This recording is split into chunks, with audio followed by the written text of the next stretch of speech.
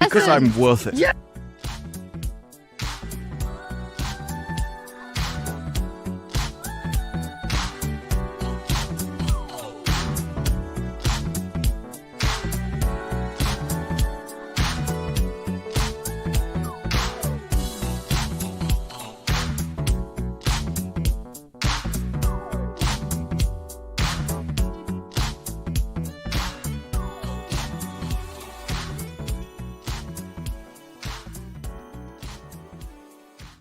Let's try that again.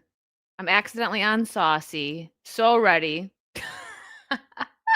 Hold on, we're gonna redo the intro.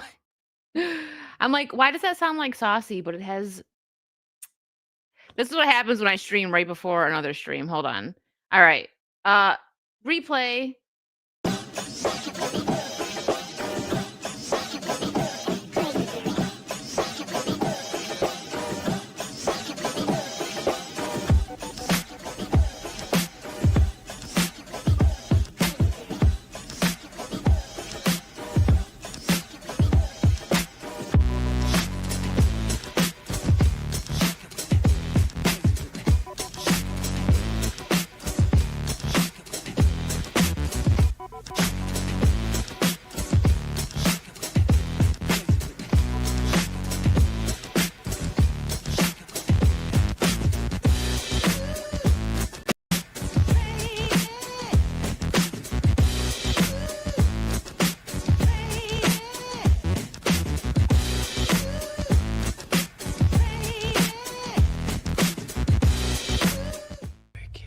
Pop culture reference. Sorry.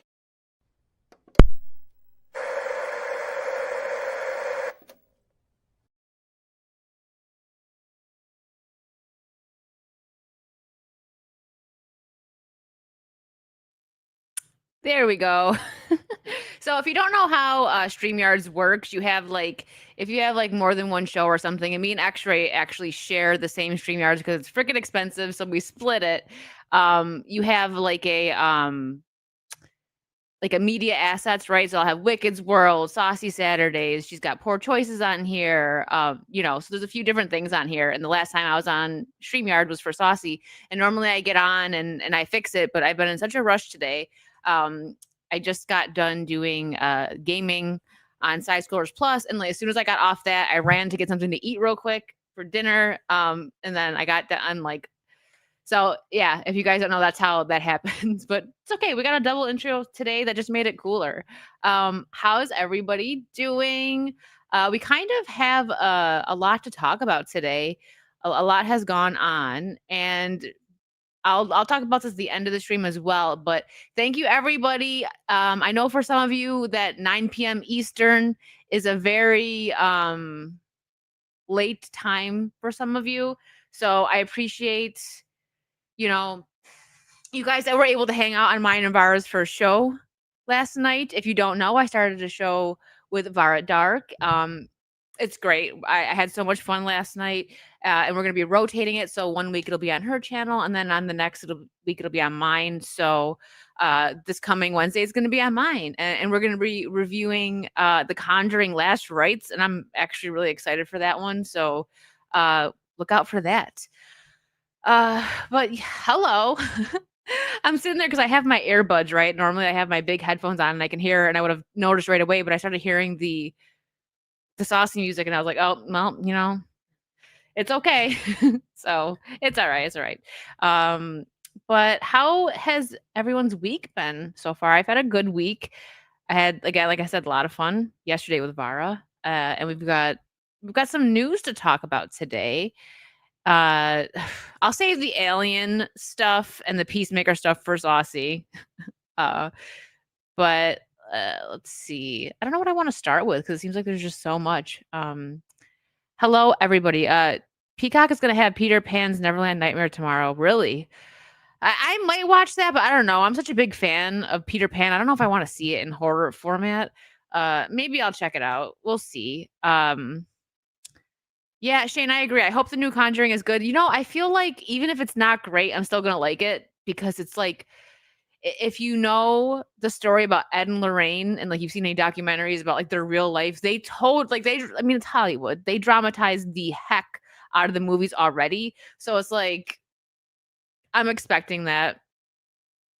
Yeah, that's what I mean. That's what I mean. I didn't watch Winnie the Pooh. I heard it was funny. Um, I heard it was kind of funny. I still didn't watch that one though, but I don't know. Peter Pan is top 5 in my favorite movies, the original and Hook. So it's like, I don't know, man. I don't know. Oh, Torgo, that's thanks for bringing that up. So the hype for Hollow Knight was so real, Silksong, because basically what they did, if you don't know, they didn't they didn't really like give you time to announce it. It was just kind of like, oh yeah, it's coming out next week, pretty much is what they did. And the fans were just like, what? And everyone freaked out. So basically every site crashed that offered it. Steam, Game Pass, like it was just the hype was so real that it crashed. Which is it's funny. It's like hilarious, but it's like, it's nice because that's how excited everybody was for the game. So I have a few friends that were hyped. I'm in a group chat with them and they were like, "Oh my gosh, I can't get on this game." They got it now, and they probably won't be saying anything in the group chat for like the next couple weeks because they're all gonna just be playing it. It was number 3 on Steam, and that's nuts because the first one was it was Counter Strike, and I forget the second one. Maybe someone in the chat can tell me. But there were 2 online games that are the top 2 in Steam, and then number 3 is Silksong. The other ones, like, out of, like, the top 5 are also online, like, multiplayers, and they're the only one that's not in the top 5 is Silksong. The people love Hollow Knight. The story's nice. It's and the gameplay's really pretty. I think Vara's playing it tonight, so I'll be sending you guys over there after the stream. What's up? Let me say hi to everybody real quick. What is up? Oh, I'm, like, way behind. Also, there's a new emote, and I brought Megatron back. He's back by popular demand. I'm sorry, Megatron. He's back. Hi, Maddie, Random Ray, Greg McMahon, Sam, Ginger, Eduardo, Judy, Hokies, Snortapoopus? Is that how you say your name? I feel like every time I just don't say it right. Daniel, Steele, Brandon Blair, Shane G, Bruce, Tazrin, Saw, Jose Taco, Andrew Thomas, Psychotic Mongoose, Venom Bite, Gas Station Burrito, Sean, Tommy's here. I think Matthew, Count D, Spider Unlimited, Hertz, Life on Marshmallows, Greg McMahon, Andrew Thomas. I think I got a couple of you. Hertz, Vegeta, still chained with Blabs, Craig, and Kirsha. Yeah, you know what? That's what happened. That's why I accidentally played the saucy intro. It's their fault. Janky Kong, hello. Daniel. Yeah, the Furbies Wednesday is what our Wednesday stream is. Okay. Shane Torgo and Vegeta, thank you for gifting a membership over on YouTube.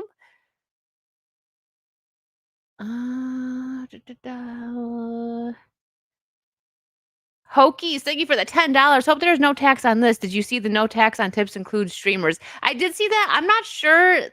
I mean, I don't know. I wouldn't expect it to include super chats. I would think I don't know though, because that is like a tip, right? Like you get paid by YouTube. I mean, if you get the views, right? Like when you're monetized. So I'm not sure. I did see that, but I'm not sure what tips fall under for streamers. So we'll see. I had to look more into that. Deranged Lunatic, hello. Wolfman, Two Penny Puppet, Brand New Sky. Dota, thank you. Yeah, it was that one and Counter Striker number 2, or number 1 and 2. Rachel Hill, Donna Hall's here. If you're driving, please drive safe. Okay. Risk It for a Biscuit, hello. Soul Assassin. Brisket, I want to go see it. Oh my god, I loved that movie so much when I was a kid. Like, oh, I would love to go see Casper. And over on Kick, GRP has been a member for 22 months, almost 2 years. Thank you so much, GRP. Says, good evening, Amanda and chat. Well, good evening, GRP. Thank you for being here. And hello, Eduardo over there. Is Basket City. Wait, are these these are new, right? D Smallville, man. I know I always say D, but I like to shorten it. Desp, but I like D. Is that if that's okay? All right.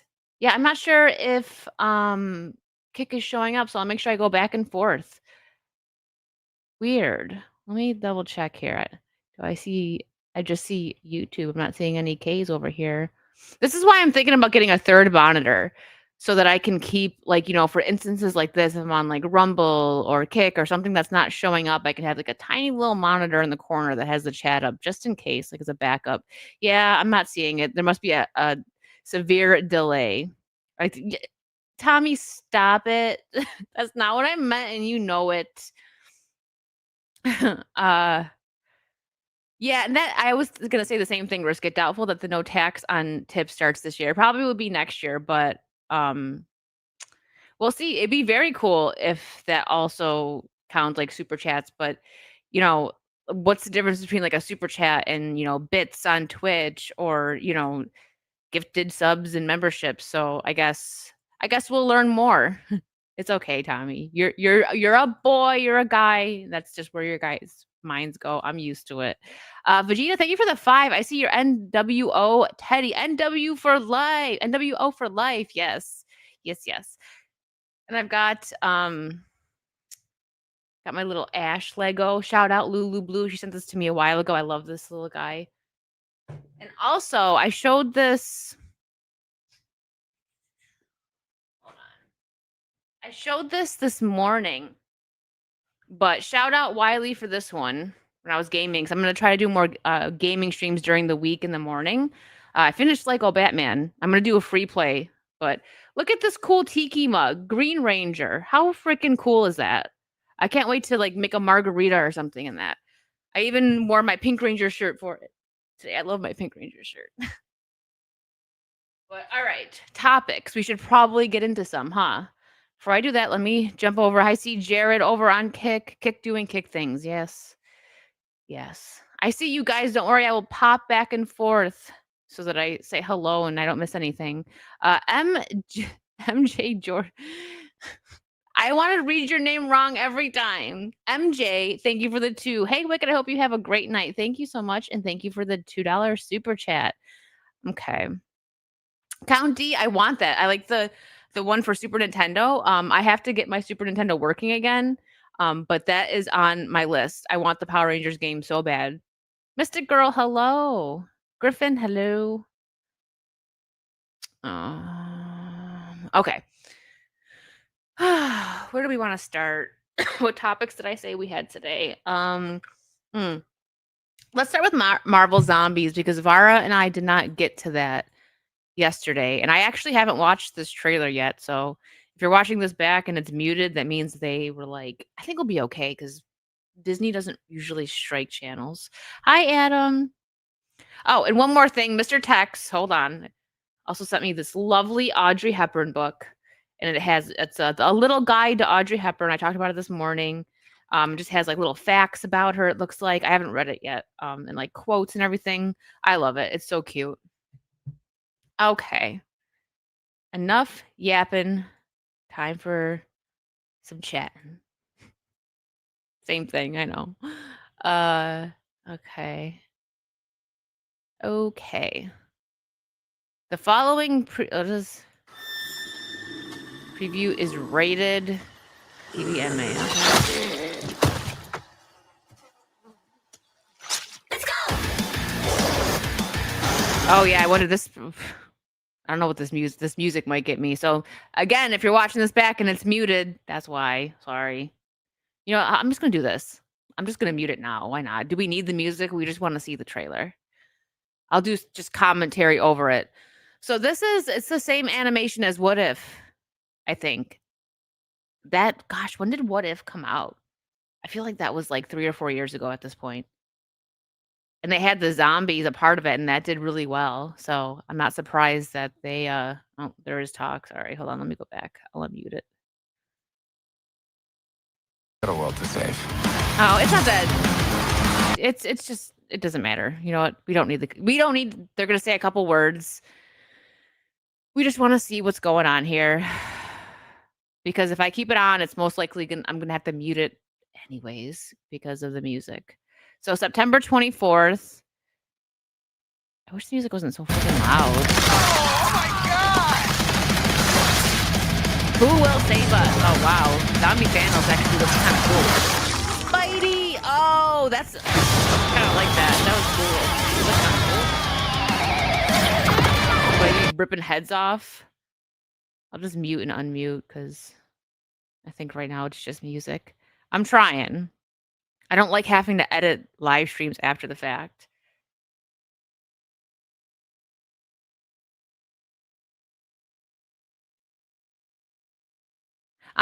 Like I said, I'm not surprised at all that they did a whole zombies thing. Because I remember thinking that in the what if, of course they have That's Thunderbolts. how you do that then. Wow. Why did they add that? All right. Well, I'll watch it because we're gonna review it for you probably.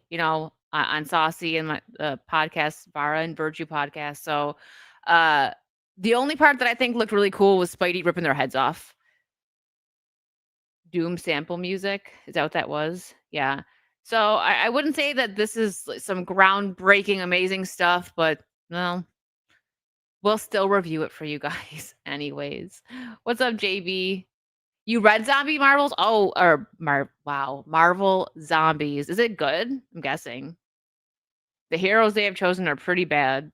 Yeah, except for Spidey. But how much you want to bet that the best Spidey scene we just seen? I hate when they do that, but I feel like that's what we just got. What's up, Chaos Maker?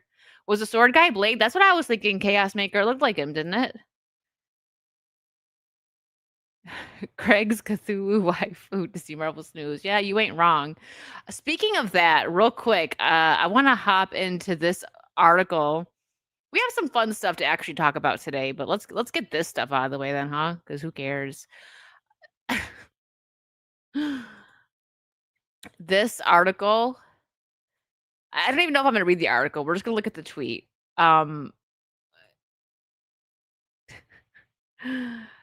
Sony Pictures CEO Ravi whatever says that the bar for superhero movies has been raised. Where though? Why is Madam Web in this picture?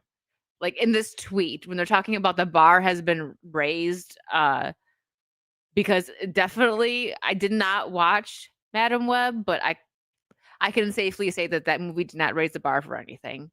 So it's kind of funny. It's clickbait, I guess. They have to add something different. They have to have emotional connection. You can't make a bad movie. Well, I mean, they've made quite a few. So I don't. This tweet confuses me a little bit. I don't know what they're trying to say with this. Yeah, exactly, Janky Kong. It's easy to raise the bar when it's lying on the ground. Exactly. Wow, you could. Yeah, I didn't even start. I was like, you know what? I'm not even gonna bother starting it because I just don't care. Now I have started watching stuff that I don't care about for Saucy since, Disparu and Extra have to suffer through it. And now that I have my show with Vara. But the thing is right now, I feel like what me and Vara are going to be reviewing since it's spooky season, where this month and next month, we're just going to be reviewing like scary movies. So, we have, I don't know if you're a part of anyone who's in Vara's Discord. I don't want to just like drop her link. I don't know if I can anyways, but she has a section. Maybe I'll do it in mine as well. A section for any topics that you guys might want us to talk about or movies you want us to review. After October, we'll step away from, the spooky stuff, but we just did House on Eden. Next week is going to be The Conjuring Last Rites, and then we're going to go from there. But yeah, it's so far, I think we're just going to be kind of reviewing things that we like, unless we don't like The Conjuring. We'll see. We'll be honest about it. I think I'm going to like it. I'm going to be completely honest that I think I'm going to like it, even if it's silly horror. I like that stuff. And the marketing, have you guys seen the marketing for that movie? They're like, people are getting blessed before going in by like a priest, but it's like a fake priest. Like, come on now. Like, talk about that marketing. And like they're showing like clips of people getting possessed in the theaters, and I'm like, okay. Yeah, I totally believe this. It's silly. Are we gonna do any classic horror movies? Maybe, Wolfman. We're the next like 2 or 3, like probably 2 weeks, we have our movies picked out because we're gonna do The Conjuring next week, which is gonna be on my channel. As Above, So Below, maybe the next one, because her and I both really enjoy found footage. So, and I've never seen that one, and that's one of her favorites. So I told her I would watch it and then we could talk about it. So that would be not next week, but the week after. So they're saying the bar for superhero films has been raised. Sony Picture CEO says you can't make a bad movie. They have to be cultural events that can, they have to be cultural events that can be marketed that way. He says of creating a successful box office hit in the wake of Madam Web and Craven disappointments. Oh, okay. So that's why. All right. I was gonna say, like, why would you put two of the worst, you know, movies that have come out like for Marvel? So two of the bad ones. So, let's see. He expressed optimism the next time Holland Spider-Man movie Brand New Day will do well. I think it will, because Spider-Man movies just tend to do well. But the thing is, they're so afraid to throw Tom Holland in like a solo movie without having another big name in there, which I find kind of interesting. What does he say? It's a bit of marketing, and it's making it an event that people want to go out to theaters and watch together as well. That's always been the case. I think it's just tougher than it used to be. No, I wouldn't say that it's tougher than it used to be. It's that writers suck. And you guys aren't putting out good stories, so that's why people don't really want to go and see the movies. Just my opinion, and to be fair, it's quite a lot of people's opinions these days. Ian, thank you for that 50 pounds. Everything we've been making is so good. We simply can't afford to falter. Exactly. And I seen Ian for Lara Croft in the chat. We totally need to start like a petition for that. I'm for it. Ian is going to be the next Bond and the next Lara. Just you wait. We're going to make it happen. Oh, yeah. See, I meant to talk about this when we were just talking about well, there I see Smallville Man on Kick now, but that was like, when did Smallville Man say hi? A while ago. Hello. It's very backed up. Hey Ken, did you get my PO box? If not, I'll put it in the chat for you. I know I said something earlier, but you may have left by the time I put it in. Let me know. Yeah, see, Ian for Lara. Chat knows. Yeah, we did. So I actually talked about it with Vara last night on our show. Sophie Turner. So acting wise, maybe she can do it. Look wise, I don't see it. But seeing who is in charge and writing it, nope. It's not going to be good. Not going to be good. But yeah, let me just pull this up real quick since we were just talking about this. Hollow Knight Silksong takes Steam, Xbox, and eShop offline as downloads go live. This was this morning. This was 10 a.m. It seems to be back up now because, like I said, a couple of my friends were able to finally buy it. But I don't know if somebody in the chat had an issue with it. Let me know. That is, I know I'm happy to see this. So when I went to PAX East, like, gosh, I think it was like probably 5 or 6 years ago. I don't remember. It's been a bit. Hello, Ruddy and Steven Dengar. It is Phoebe Wallace, Shane. It is. And it gets worse. I can't remember the person's name, but it's also somebody that worked on Agatha. So, yeah. So I had friends that actually dressed up as Hollow Knight when I went to PAX East, and they looked super cool. And there was a couple other people there, like homemade costumes. It looked awesome. So I'm happy to see that they got another movie, because they didn't earn game, because they weren't sure if they were gonna get one, and then they're just like, oh yeah, next week game coming out. You're welcome. Kind of a boss move, to be honest. So bad I forgot her name. Exactly. I can't save space in my brain for things that don't matter. And anybody that had to do with Agatha, yeah. Ken, Hokies just put it in the chat. Uh, yeah, it's he's got it. Where'd it go? Horror tier list. I just seen that actually. That's not a Soul Assassin. That's not a bad idea. Let me hold on, chat, because I have to say stuff before I forget it. So I'm gonna actually type that to Vara now. I haven't done a tier list in so long. Yeah, I love being in Florida now because honestly, August is when spooky season starts. For me, I'm like September 1st is good enough because what's going on in September? Oh, let's decorate with leaves. Come on, don't be boring. But September and October, you could do I do like a mix of fall and like Halloween decorating because it just looks cool. And then November 1st in Florida, everywhere, not just the theme parks. They have Christmas stuff everywhere, and I love that because it's like, what? Why not? And then, okay, Thanksgiving for one day because what are we gonna decorate with turkeys and like cornucopia?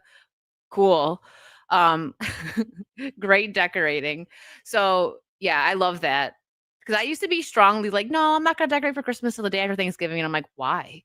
When I sit with my family and have Christmas dinner, I love seeing the beautiful Christmas tree and the decorations up. And same goes for like around Halloween time. Some people go all out. Now I'm recollecting all of my decorations. I have to go out and get new stuff because when I moved, I left a lot of stuff because I drove across the country and some things just had to stay. And they stayed with my mom and family and all that.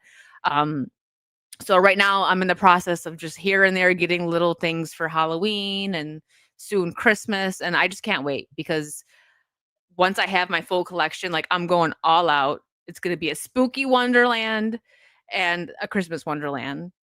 It's I love it because listen, everyone I feel like knows at least one person that see, and it's like if you wait and you don't do it until like around Halloween, then you take it all down. It's like what's the point? Enjoy it for a month or two. Oh, that's awesome, JB. I'm sure you really do go all out. That probably looks so cool. Um, Same Mystic Girl. I was like, but Hobby Lobby also had 40% off all like fall decor. So I was like, yes. With a name like yours, I know. Maybe a spooky Christmas. I know people that do that. This one lady, she's amazing. I call her my Comic-Con mom because she always worked at the Nickel City Con with me and she's wonderful. Um, she would post pictures of like Nightmare Before Christmas trees, and like when you do that, you put it up around Halloween, and then you can keep it throughout Christmas. Stuff like that's really cool. People are creative. Your neighbor does a haunted barn and a haunted cornfield maze. Ooh, that's cool. I miss stuff like that. Now I don't. When I was in South Florida, I didn't really see anything like that because a lot of I mean, there's trick or treating over here, but there's a lot more trunk or treat, which is cool. I seen a little bit of that last year where people like decorate their trunks in like church parking lots and stuff like that. And it looks really cool. But I miss, like, I can't even lie, I miss fall, like especially upstate New York, like Western New York, wherever. Oh, gorgeous around fall time. Trick or treating, the smell of like crisp fall air. I miss it. I'm planning on going to see family actually in October because I need fall. I haven't actually had fall for like 3 years now. So it's time. It's time. It is time. Um but yeah, hopefully I'll be going to Halloween Horror Night soon, because I have plans to see family. I'm gonna try to go twice. That's usually what I try to do for horror nights. Like I go once and I like try all the food and everything, and I go through the scare zones, and then I go again and try to get the express pass so that I could do all the haunted houses. But guys, this year, people are hyped. Before it even started, the express passes were sold out, and I was like, ooh, well, hopefully when I go, I can get one, like, there because sometimes they do that. I've done that one, I think it was, like, last year or the year before that where I got the express pass and not ahead of time and when I was at the park. So I hope so because I'm not like, the lines are insane for the houses, and I'm gonna be so sad if I can't get an express because they have the Five Nights at Freddy's, they have, um, Fallout. I think there's a Friday the 13th house this year as well. Um, like there's a lot of really cool stuff going on this year, so I wanna see it. So fingers crossed. Unfortunately, I wouldn't be able to film any of the inside of the houses for you guys, but I'll go live from there so you guys can walk through the scare zones with me because that's fun. I don't think I've gone live from Horror Nights yet. I did the videos on my second channel last year. No, I disagree with that, Hokies. Fallout is like apocalyptic. They have zombie-like creatures, and I think it fits. And I think the haunted house is actually going to be freaking awesome because it's going to be scary. I mean, you get jump scares in the game. I would say it falls under horror. Thank you, Arturo. I just got it cut and I actually just dyed it a little bit darker. It's too dark. I didn't want it to be this dark, but it lightens up. Like, girls get it when you dye your hair and then you just gotta it starts fading after like a couple washes. Then it'll be exactly the color I want. Um oh, hold on. Carlos, thank you for the 5. Carlos, look what I got. What do I do with it? Look at it. It's a Tommy Tiki cup. How cool is this? It's like I almost don't want to open it, but I'll make like a margarita end or something. Maybe for Saucy. Maybe I'll save it and I'll make something for Saucy this week. Hey Wicked, sorry about Buffy. With our luck, they'll make the new Slayer a they, them, and gay. Well, yeah, we're gonna talk about that in a second. I am gonna suffer through it and probably review every episode for you guys. Maybe my channel is gonna turn into me yelling about Buffy because they might not make it absolutely horrible. They're not gonna make it better than they already did. So there's just literally no reason for them to bring it back. But we will get to that. Thank you for the 5, Carlos. Mountain Mud, thank you for the $4.99. Good evening, Wicked in chat. Sorry I'm late. Hashtag Mickey Lurker tax. It's okay. Don't let it happen again, Mountain Mud, though. I'm watching you. Resident Evil is greater than Fallout. I absolutely agree with that. Oh man, would I love to see a Resident Evil house at Halloween Horror Nights. That would be so freaking cool. What's up, Sparian? Fall almost starts after 4th of July 4th here. Really, Mike Wilson? Not here. I'm in Florida. But not even when I was in New York State, it would be hot until even September. It would be hot over there. Raiders? Who raided me? Gronkin Gaming Raid. Ah, thank you, boys. Hold on. What do we got here?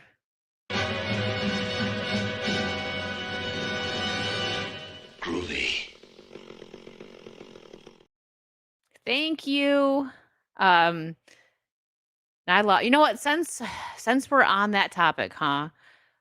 We might as well just get into it. And let me super professional here. Thank you, Ken. What's up, D-Day? Where'd it go? I have pictures here. So yeah, Buffy. Back to that. Mazda's here. Hello, Boss Hog. Ooh, woo, Boss Hog. How are you? So I covered this. I have a video up because, as things were coming out, I was covering it as much as I could, like, little here and there that came out about Buffy, the reboot revival, because that's what it is. They're rebooting it, but it's also a revival because they're keeping some of the same characters. We have no idea, what other characters are returning. I'm going to take a bet that Xander won't be a part of it because Nicholas Brennan has had a lot of like personal issues, like domestic stuff. And yeah, Charisma Carpenter she's already said she's not going to be returning. But if you watched, send me a message, JB. I'm always down to help for Buffy.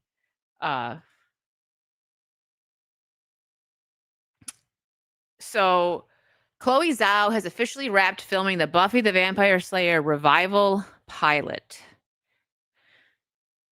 So they could change it, right? Like what has come out about this, like little articles I've read, basically they're kind of copy and pasting what they already did, but it's not going to be the same because the chemistry between the original cast, like the Scoobies, it was so good. And that humor worked for the time, right? Like, I hate to say it because it was kind of like Joss Whedon and Buffy that started that humor, like that James Gunn uses, but it was done properly on Buffy.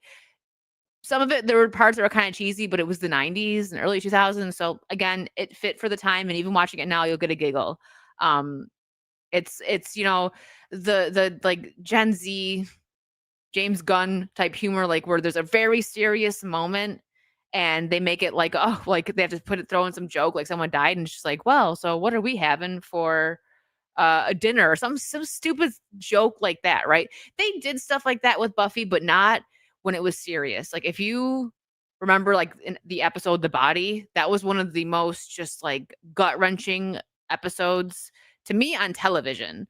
But for Buffy, like they when bad stuff happened, Miss Calendar, like when bad things happened, they absolutely took it seriously and didn't make jokes about it. Yeah, we didn't know how to make a joke. Exactly. Exactly. What's up, Mr. Tex? I was just showing off the book again. Thank you. I don't believe you, Brandon. So, yeah. What was this? She mentioned that she wouldn't be on board if it wasn't good, so it's got to be a good one. I hope it works out. She said she had been approached before and turned stuff down that didn't feel right, so hopefully it's good. But I don't know, man. Like these actors, sometimes they just want a payday. Granted, she has been doing a little bit of work, but let's be honest. I do love Sarah Michelle Gellar. I like her as an actress, and as far as I've heard from behind the scenes stuff, she's actually a wonderful person. So I like Sarah Michelle Gellar. She's a good actress, but she like basically everything kind of flopped for her after Buffy. Like that was her big break. Like I know you did last summer was good. That that was like a cultural thing. Staple for her, right? And same with The Grudge, Cruel Intentions, but I Know What You Did Last Summer and Cruel Intentions were filmed around the time Buffy was. It was like she was like a 90s scream queen, and she was also in Scream. So, she's had some good ones, but after Buffy ended, she did a couple shows. There was one where like I think she was like a twin or something, and I couldn't even get into it. She had the show with Robin Williams that failed. Oh yeah, Scooby-Doo. She was Daphne. That's true. Scooby-Doo did well. So she's had some good ones, but like she's mostly known for the 90s. So I'm not saying there's anything wrong with it. I love Sarah Michelle Gellar. Nothing wrong with it. I'm just saying she hasn't done a lot. So her accepting doing this Buffy role doesn't necessarily mean that it's going to be really good. I hope so. But she has also said years ago, she said, yeah, she was just in the Dexter prequel. Years ago, she said she would never be on board to do anything Buffy if Joss wasn't involved. Now, I don't think he's involved in this. He may get paid for it. I would think so because it is his creation, right? But I don't think he's gonna have any like credits. I don't know. If this is good, I will be like, I was wrong. I will 1000% admit it because I would love for this to be good. But I've told you guys, this is my favorite show, and I still think it went on for 2 seasons too long. The way they ended 5, now I like the way they ended the show in season 7. Like that ending was really good. It was iconic. Spike is the best character of the show, so seeing him shine like that, it was great. And 6 and 7 had their moments of decent episodes, but I think if they would have ended Buffy at season 5, it would have been an iconic end, and nobody would have had anything to say about the extra the extra stuff. And season 2 was peak. It was the best season. Every single episode was fantastic in season 2. So it was like they did that, and then it was like, dang, how are you going to top that? I liked 3. I even liked 4. I understand that they had to change the formula a bit because she wasn't in high school, whatever. In the Hush episode, I mean, there were some really good episodes in season 4. Also in 5. But digressing here, we're talking about the revival. I'm fangirling because the writing on Buffy was so good. So good. But yeah, here's Sarah Michelle Gellar. So since there's very little I can share about my last 3 weeks, here's the tiniest glimpse. So did they spend 3 weeks just recording the pilot? Because I don't see the pilot like not getting picked up because Hollywood is gonna like they bank on nostalgia. So yeah, it's gonna get picked up whether it's good or not. I would love for it to be good. I'm gonna watch it. I will review it for you guys. She's got a little Buffy doll. It's kind of cute. See, like I like Sarah Michelle Gellar, so I'm not like I'm happy for her that she gets to bring back an iconic character. I just don't know I don't know what they're doing with it. And what we've seen, I have one of these, not this actual one, but it's from this collection. Um, it was I have this tattoo. The hardest thing in this world is living it. um, that her like the Scoobies of the new Slayer, Ryan, whatever her name is, um,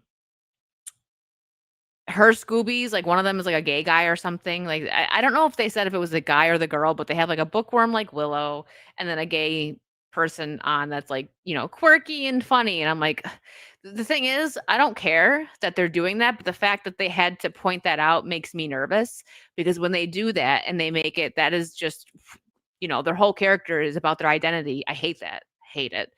So, well, I'm just not I don't want Gen Z Buffy. Okay, I'm sorry, I don't. Uh we'll see. If it's good, yeah. Do they have a vegan too? Probably ready. For all we know, they turned Buffy into a vegan, which would make no sense because how is she gonna be strong and, fight off the monsters if she's not eating meat? Don't get me started. Now I'm gonna start thinking about stuff like that. Um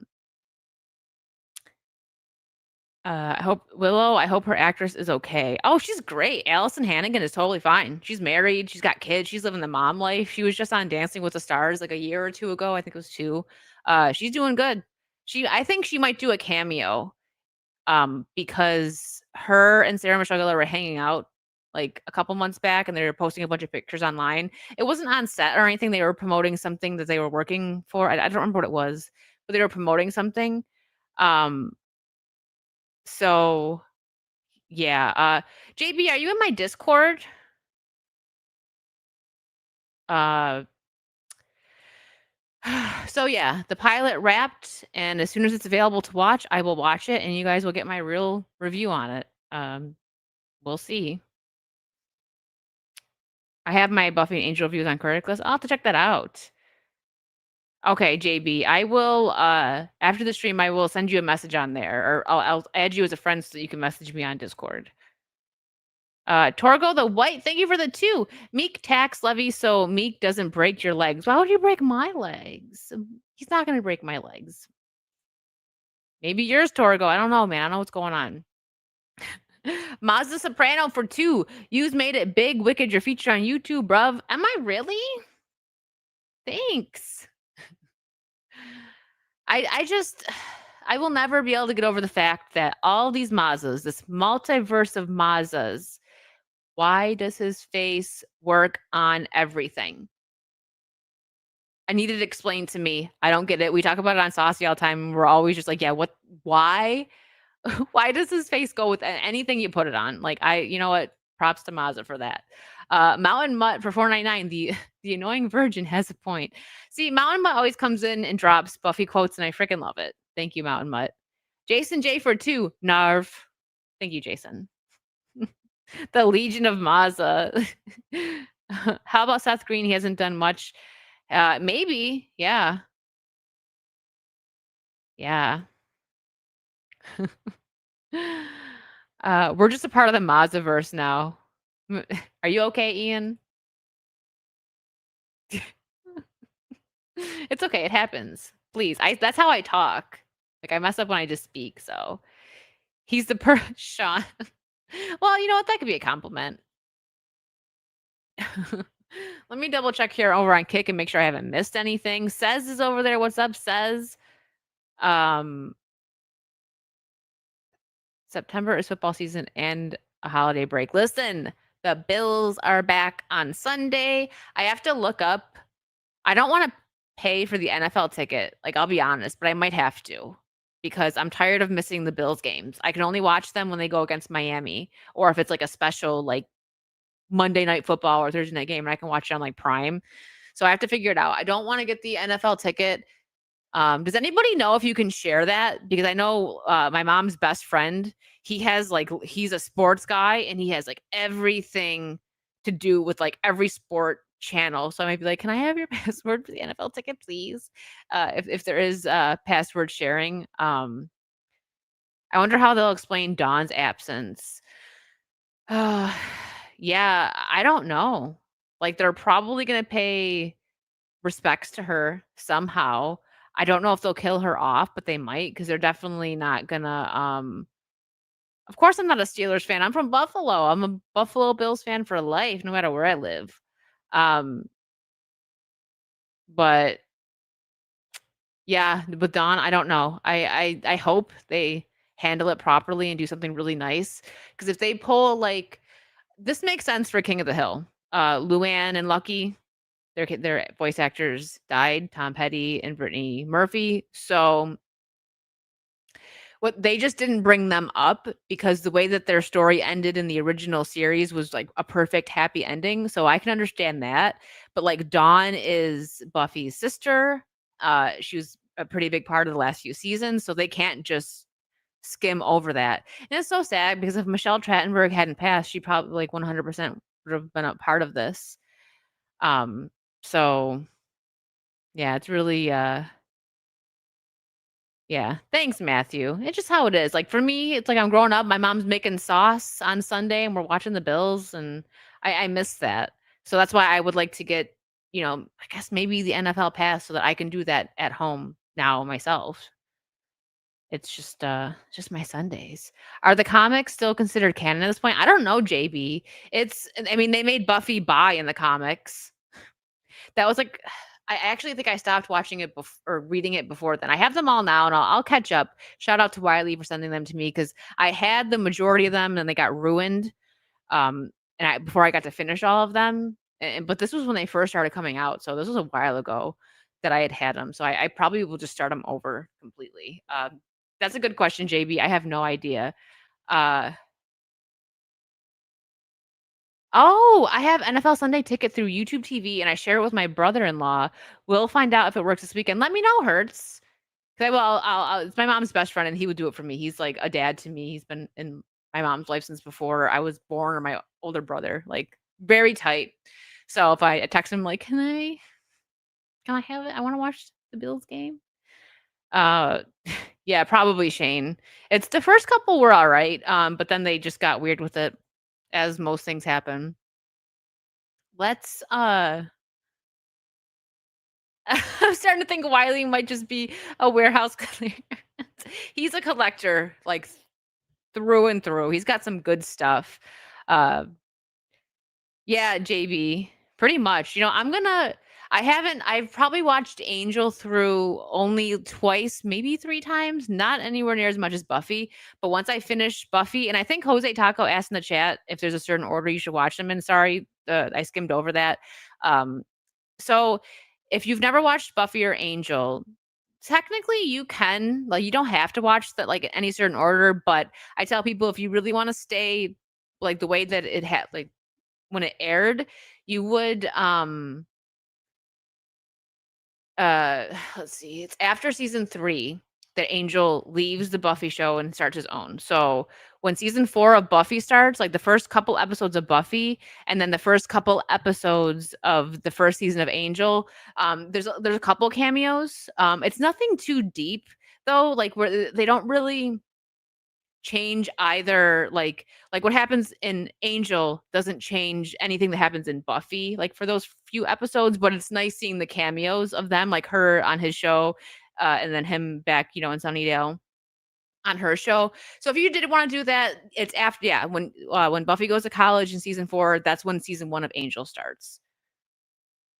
Angel's oh my gosh, Shane, don't Connor is like one of the worst characters. Pink Theater says, Buffy fans, I gotta confess, true story. My name is April, and I married a fella named Warren in 1998. Buffy reference. I was made to love you so weird. Yeah, the first well, they call it the Buffy bot, right? But Warren made his own like dream girl, April. It's always darkest before the dawn. That's the last word she says when she's on the swing before she dies down. Yeah, I'm a big Buffy fan. I'm a Buffy nerd. That's cute though. You guys make a much better couple, I'm sure, than, the April bot and Warren. Because Warren is arguably one of the most evil characters in the show. She's like, I'm a real girl. Warren is arguably one of the most evil people on the show because he's human, right? Like we deal with demons without souls that are the big bad on that series, and then you get Warren, who's a human, and it's like, ooh, he turned real quick. All right, let me check, make sure I'm not missing any gifties or anything on Kick, because it's not the gifties don't show up on StreamYard anyways, which is weird. What's up, Jim? Dildo Shaggins, hello. Warren, oh my gosh, Warren got his is an understatement. Ooh, Dark Willow, you don't want to mess with her. Okay, let's move on to something that may be interesting. Shout out to Trey for this because I didn't know that this had come out. I seen the trailer. We all did. If you were here watching, when I was doing the Gamescom, like reviews through trailers, they showed, just the trailer for the Halloween game. Didn't say anything about what the gameplay was going to be or anything. But this Game Informer wrote an article about what's going to happen, and it's got me pretty excited. I hope this game is good. I really hope it's good. So let me zoom in for you guys. October 31st, 1963, the date of the most horrific night in Haddonfield, Illinois history. The day Michael Myers escaped the asylum and became infamous with the holiday that is Halloween. I'll never forget the first time I watched John Carpenter's masterpiece 1978 horror film. Just watched that the other day. That's one of the first I got to watch when I'm getting in like my spooky mood. Okay, everything we learned about Ilphonic's Halloween. Garrettson first shows me the Halloween reveal trailer, which offers a nice cinematic appetizer of what's to come in the game when it launches sometime next year, before proclaiming Halloween is Ilphonic's biggest game yet. That's not surprising, considering it features 1v1 asymmetrical multiplayer, typical for the developer, but also a single-player campaign that puts you in the boots of Michael on the night of Halloween in 1963. That's a huge addition to this multiplayer title, and something I'm eager to ask. I keep saying Garrettson. I feel like I'm saying Garrison from South Park, but Garrettson at the top of my interview. So I like this. It's 1v4 like Dead by Daylight, asymmetrical multiplayer. Cool. So you can play with friends.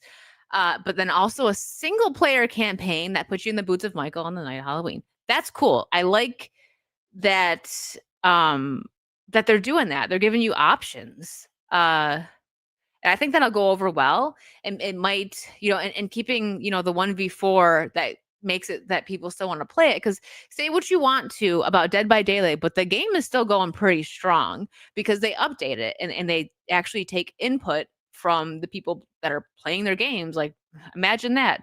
I don't agree with everything Behavior does. Some of their takes and some of the stuff is like kind of lame, but I like their game and I respect that, they keep trying to make it better instead of just letting it die. So yeah, I like that they're doing that with Halloween. Let's hope that Halloween doesn't have the same fate that Friday the 13th had. I've seen like online arguments about it, that the game died, and it's like, well, it's not that it died, it's that it was, the character Jason Voorhees ended up in like copyright hell, and there was like the legal battles, and that's why the game stopped. Not because it wasn't fun. People were still very actively playing that game. Now, a game that failed that breaks my heart was Evil Dead. They could have done so much with that game, and they let it fail, and that makes me so sad because when they introduced the battle royale on Evil Dead, I was so hyped. And then they didn't even make it like duos. You had to play it single, and that was kind of lame, but I still played it. I pushed through, played it a little bit, but also the game crashed way too much. Saber was not, I don't know what they were doing. Rest in peace, Evil Dead game. So, where are we? He says that they're aware that when it and the other teams announce games based in popular horror IPs like Halloween, fans get bummed when they learn it's an asymmetrical multiplayer game and wanted to include a single-player campaign for them. But that's not the only reason. Garrettson tells the single-player campaign is designed to be played first as it teaches you how to be the best Michael Myers in the game's multiplayer mode. You'll play through the events of the first Halloween film and a little after to learn more never before seen story about that night and acquire different abilities and perform different kills on the citizens of Haddonfield in this campaign. It trains you to be an optimal Michael Myers for multiplayer, Garrison says. The team is working with carpenter and longtime franchise producer Malik Akkad. He's been its producer since 1985, taking over the reins from his father, who was the Halloween producer prior to that.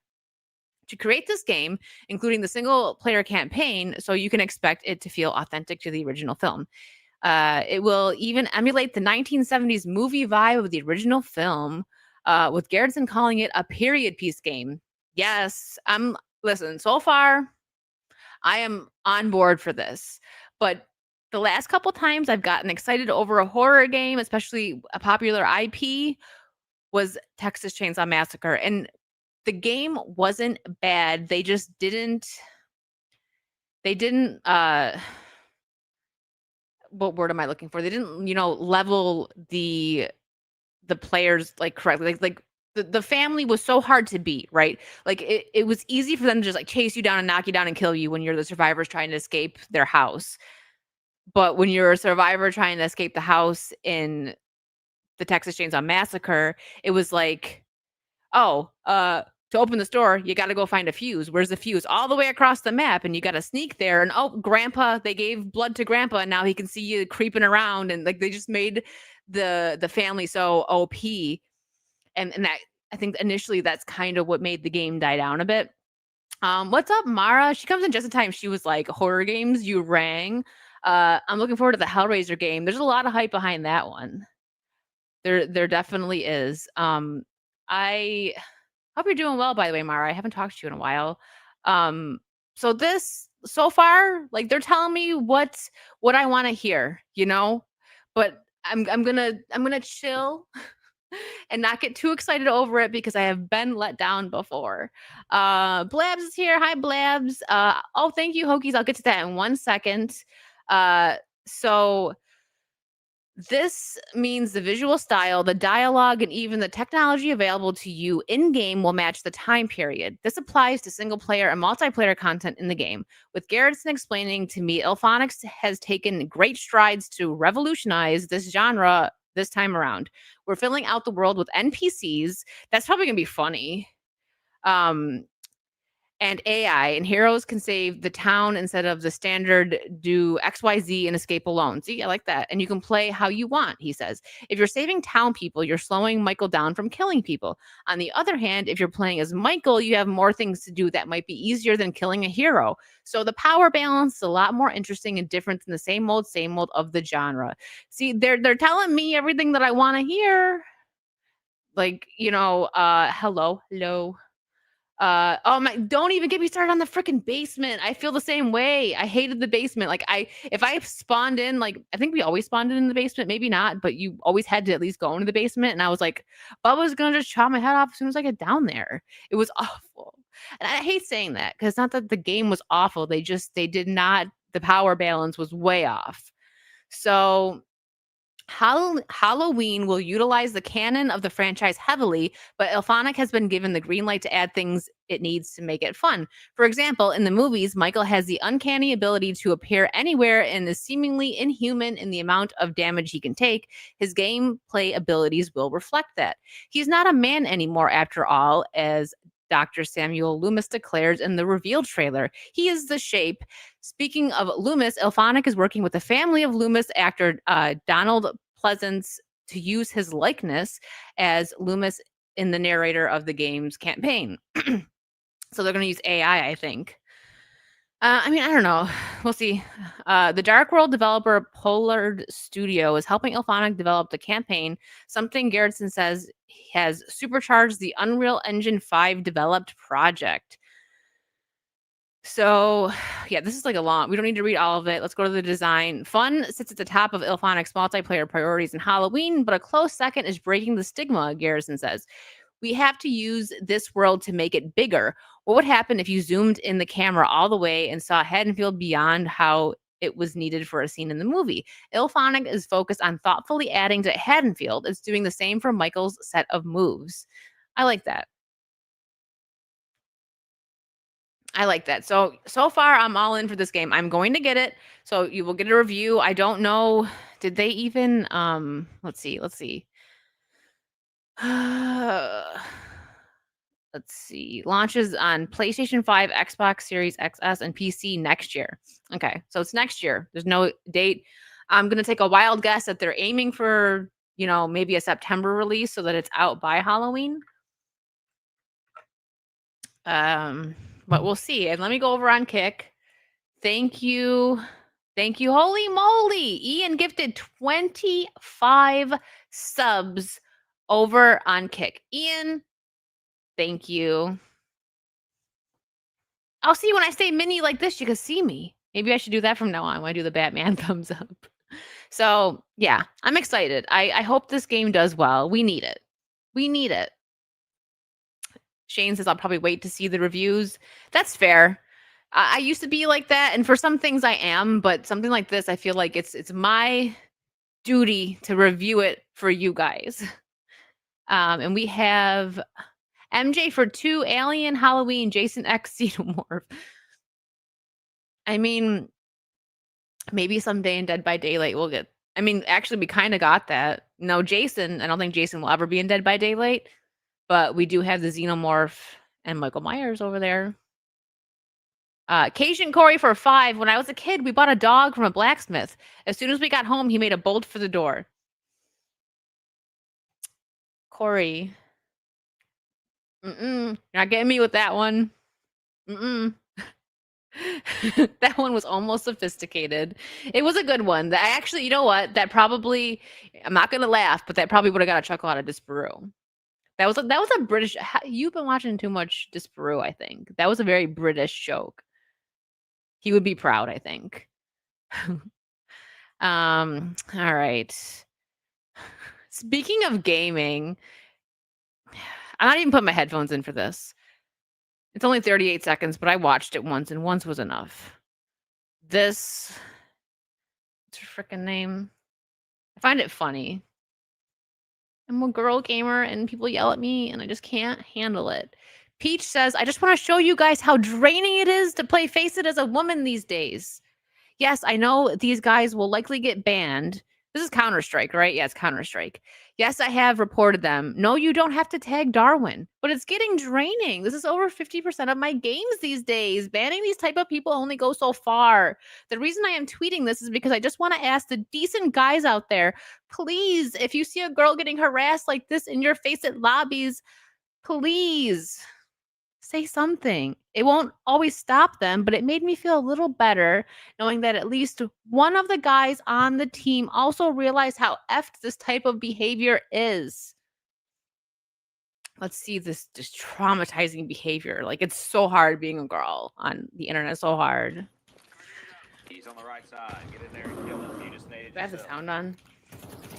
Dude, can you shut the fuck up when I'm trying to clutch, please? We're just gonna pause it for a second right there. She immediately is the one that's being aggressive. Am I wrong? Can you shut the F up? Like, I don't know how to shoot, and I'm gonna blame you. I got such a headache. So yeah, she comes off as aggressive first, and I actually think that what they say is funny. I thought I got up low-key trying to throw a grenade at my own feet. Now I'm embarrassed, so all I can do is lash out because Daddy never told me no. They rip her to shreds, though. She deserves it. Bro, why?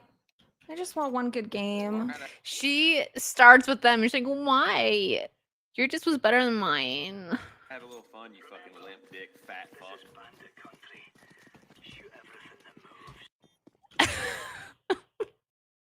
Sorry. There was another video that was even funnier, and so yeah. Poor Peach. She just wants to be a girl in this gaming space. She entered a game that is very male dominated. First off, I've played Counter-Strike a little bit. Not saying I'm good at all. Not at all. It's freaking Counter-Strike. You serious? That game's hard.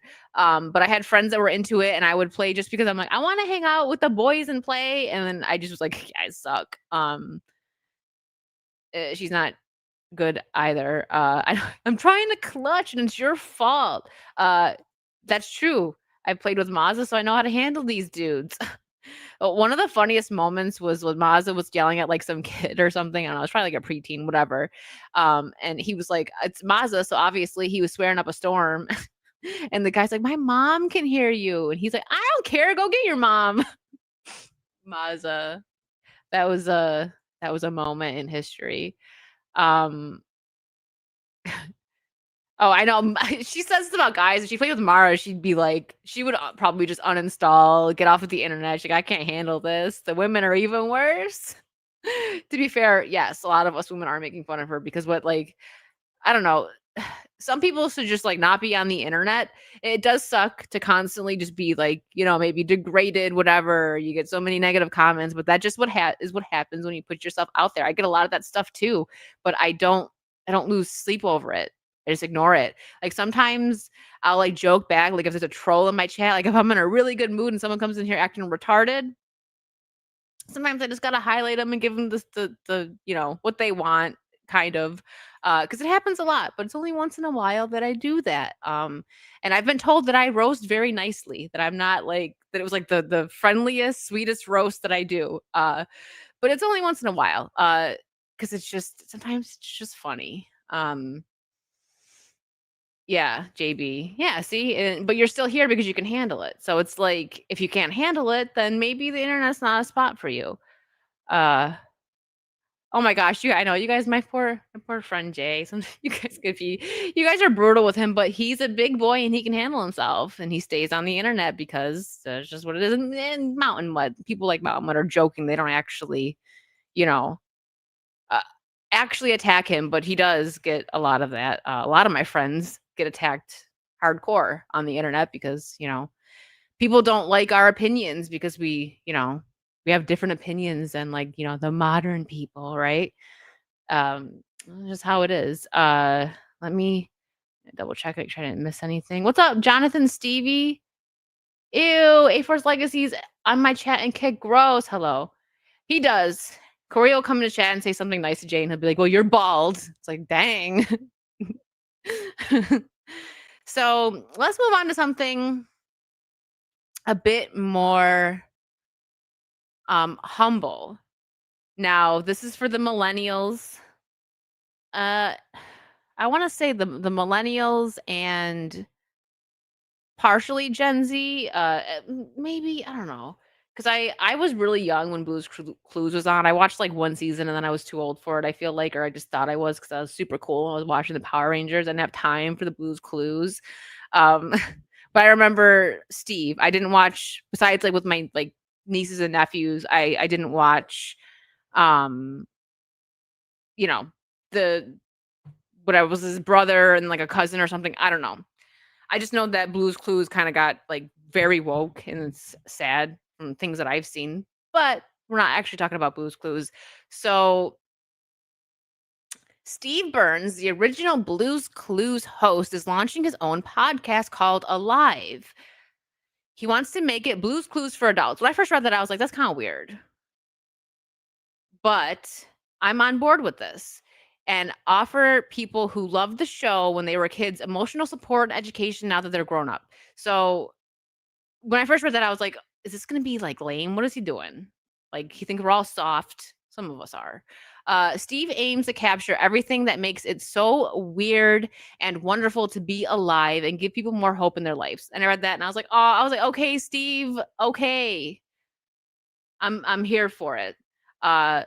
So I'll check out his new podcast called Alive. Maybe it's something like fresh that we could use in our lives. Something different. I'm always looking for different podcasts because I get so burnt out. And I know all of you here. What's up, Jonas? I see you in here, and you're probably one that's going to agree with me on this one. I was watching the Power Rangers. I didn't have time for those clues. We convert you. Yes, you can. And that is a direct quote. So I like watching other things besides like the pop culture and then like, the movie reviews and the game reviews and just like politics and everything that we're all surrounded by. Britain, hot off the press. So I'd like to find stuff like this. A lot of the YouTubers, like I do watch my friends. I pop up and I lurk in people's streams and stuff. But when I'm just trying to kind of unwind, I watch different stuff, different YouTubers that aren't like, in our, friend circle and stuff like that, just because I need to decompress and not think about everything that is like going on in the world. And because I do it as like I do it myself. I talk about everything that's going on. So it's like going to work and you're talking about work all day. And then when you come home, are you going to talk about work all day? Probably not. The best way that I can explain it. I love doing these podcasts and stuff, but I'm just saying I like finding different things to watch. So I will check this out. So Steve Burns, best known as the original host of Blue's Clues, has revealed his new podcast Alive, and it's already being described as Blue's Clues for adults. Burns first rose to fame in the late 90s. Okay, we already know that. Decades later, he went viral in 2021. Dude, I remember this. With a heartfelt video message to fans during the pandemic, thanking them for growing up with him and offering reassurance. Since then, Burns has appeared in multiple Blue's Clues revival projects, including Blue's Clues and You and the 2022 film Blue's Big City Adventure. Yeah, I didn't watch that. So I remember this. Outside of the franchise, he dabbled in music. I remember hearing about that. So in the trailer released today, Burns teased its upcoming podcast Alive, produced by Lemonade Media. The series promises wide-ranging, intimate conversation that tackle everything from mortality and truth to sex and the American dream. Okay, I didn't read this article. I'm still going to check it out, but I was expecting that. These like talk about sex, okay. As Burns puts it in the trailer, a respectful, care-driven conversation is a missing thing on the internet. Well, I'll let you guys know how it is if it's any good. I don't know. It sounds like he's a smart dude. That's what I mean. Let's see what kind of conversations we get on this. I'm definitely gonna check it out. Yeah, see, when I unwind, I listen to the Bible on audio or watch Little House on the Prairie. The last thing I want to do is track the culture war before I try to go sleep. Exactly. Jonas gets it. Yeah, I usually listen to like a book as well, or I can't do the culture war. You're right. Like I know I was like lemon. I was gonna call it lemonade. We'll see. Blue's Clues helped usher forward a generation of women grown-up children. Maybe not when Steve was on, but like I said, I don't know. I watched the first season, and what I've seen of like the newer stuff, just like bits and pieces, I'm like, what is this? Yeah. But all right, we'll see if Steve's podcast is any good. Speaking of stuff I don't want to talk about, I gotta drink some more before this. Yeah, all the kick chats are now flooding in. Delayed on StreamYards, but yes. The Goonies 2 is moving in the right direction. I don't believe you, says writer. Just as writer. Who's writing it? I have turned in a first draft, which, unless that's the person's last name, and then I'm dumb, but I have turned in a first draft, which was very well received, and I'm on a second draft, and I'm about 95% done with that. So listen. Cobra Kai proved that you can take something that is from, the 80s, early 90s, and continue the story properly. Top Gun also showed us that. But who is handling this? And I just feel like Goonies is like a one and done type movie, right? Like the story was told, it was a fun, cute little story, great for kids. I mean, adults still like it too, but the majority of us were kids when we seen it, right? Yeah, I actually have that. They are. I'm actually going to talk about that next. So I just don't understand why. It was a story about them wanting to save their parents' home, a nice treasure hunt adventure. Why?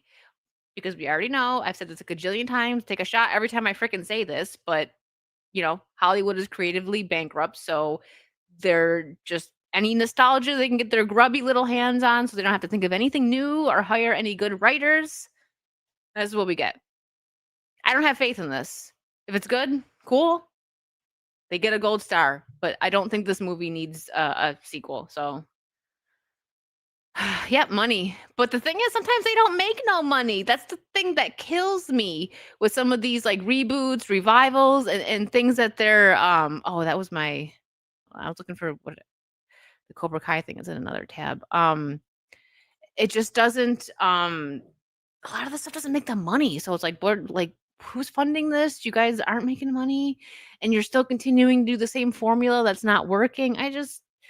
They think something's gonna hit. Like, let's just keep banking on the nostalgia, and something will hit someday, somewhere over the rainbow. I don't freaking know. Which, speaking of that, somewhere over the rainbow, there's a Wizard of Oz thing coming with Gwen Stefani, which we have time, so maybe we'll get into that too. I haven't talked about that yet. So, yes. Oh, nope, wrong one.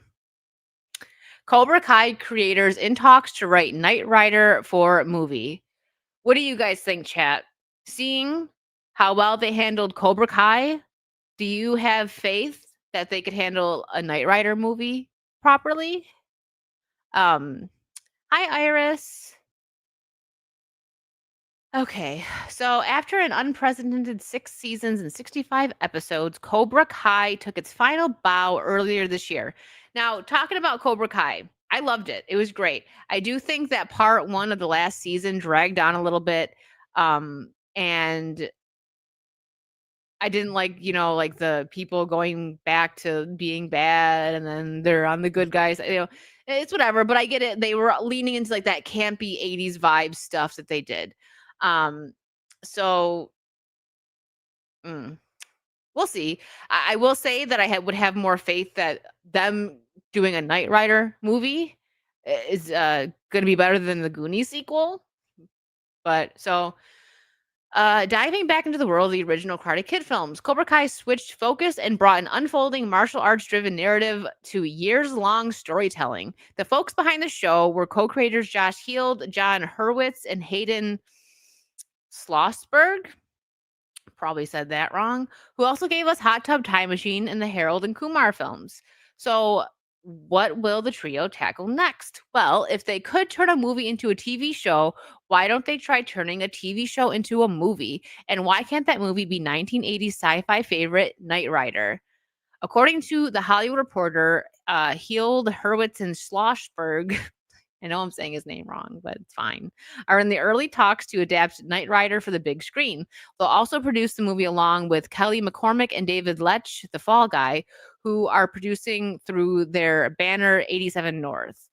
The Fall Guy was, of course, also a big screen adaptation of an action show from the 80s. I liked Fall Guy. I have not seen the show from the 80s, so I can't compare, but I really enjoyed the Fall Guy movie. I thought it was fun. Knight Rider ran for 90 episodes from 1982 to 1986 on NBC. It starred David Hasselhoff as Michael Knight, a police detective who receives a new face following a gunshot injury and becomes the lead agent in the Foundation for Law and Government FLAG. Helping Michael with his activities is a state-of-the-art AI-powered Trans Am called Knight.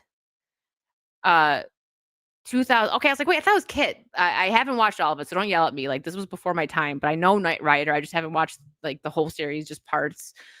So it's a cop with a talking car. I know Kit was Mr. Feeney from Boy Meets World, so I know that much. So it's a cop with a talking car, but the car also has cool gadgets and stuff.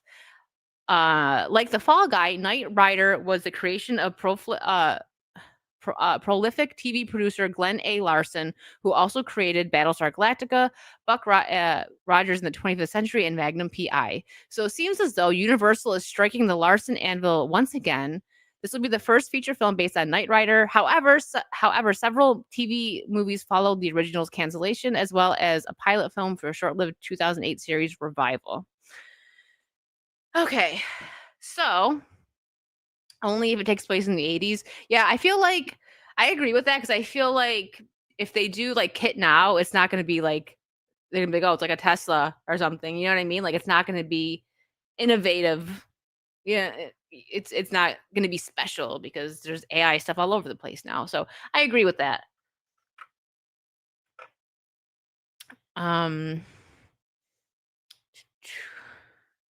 That's some resume. Oh, John Durham, I hope not. If they learned anything from removing Pedro from the Weapons movie and how well that one did, maybe they'll pay attention. Let me see here. Ian, thank you for the 25 pounds. Men rib each other way worse than they do women. Totally agree with that. In an equal space, you're going to hear some horrible crap. I've called this brew a see you next Tuesday at least 3 times on X, and he probably giggles every time. And I've been present where he's given it back to you way worse. So, and then you just laugh it off because that's how guys are. But that is so true. That girl's crying over something so mild. Let me check. Kick here. Yeah, I think eventually I got to get myself like a mini third screen so that when, like when I'm doing this show, and Kick isn't keeping up over on StreamYards, I can see the chat like in a little corner. Was Pedro not in a certain movie? Yeah, Mark, he was not in Weapons, and Weapons did really well. Best horror movie of the year for sure. In my opinion, I really liked it. All right. You know what? Since we're talking about, the 80s, I haven't watched this yet, so I'm going to watch it with you guys. Let me listen to see what kind of music there is, though. I might have to kind of fast forward through it because they might have some kind of like copyright music on this.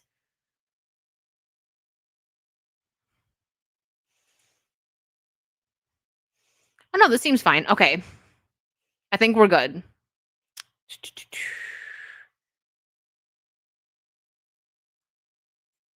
Okay. Sound on. All right. The 7-inch HDs. Yeah, I know. I need another one for when I travel because mine broke. So like I know I think it's crazy the amount of people that have more than 2 screens. Not crazy, but I'm just like I would feel like a hacker or something like looking around, but that's why I just like a little third one. Because I don't like sometimes I'll pull it up on this screen, but when I'm sharing for you guys, I don't need the chat over there messing it up, Anyways, first trailer for the John Candy documentary releasing October 10th on Prime Video. I had no idea this was even happening. I'm excited about it. It's probably going to be sad, but yeah. So let's watch it. Mr. Girl, you haven't seen this either. All right, let me know that you guys can hear it. Okay. I can't tell you what was right about John Candy or what was wrong, but he was my friend, and I don't want to cry, but when I see him, when you see his face, I mean. Oh, Bill. Who are you? I'm a Mog. Half man, half dog. Gus Walensky, Polka King of the Midwest. Del Griffith, Director of Sales, Shower Curtain Ring Division. This is a lovable guy. This is a guy who, the minute you see his face, you're going to smile. He was amazingly funny. Thank you. He was one of the top performers out of all of them. Guess my secret to acting would be I pretend real hard. Even though John did distinctly different characters, John was always there. He was so gentlemanly and so Canadian. Nobody had bigger expectations for himself than John. And then all of a sudden, it kind of jumped to a different level. I've made winning my whole life. And when you make winning your whole life, you have to keep on winning. You've been in more turkeys than a stuffing mix. I think the weight of everything he was doing was just too much. A hazard of this business is that it's very unhealthy for people pleasers. You can't really do favors for people. It's a bottomless cup of coffee.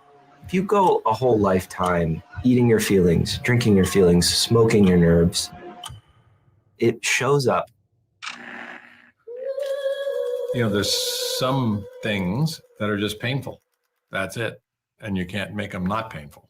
Hollywood still reacting to the shocking news. John Candy is dead at the age of 43. But it's the face you put on the world that defines who you are. He lived his life very much like the movies. He was the child that made everyone happy.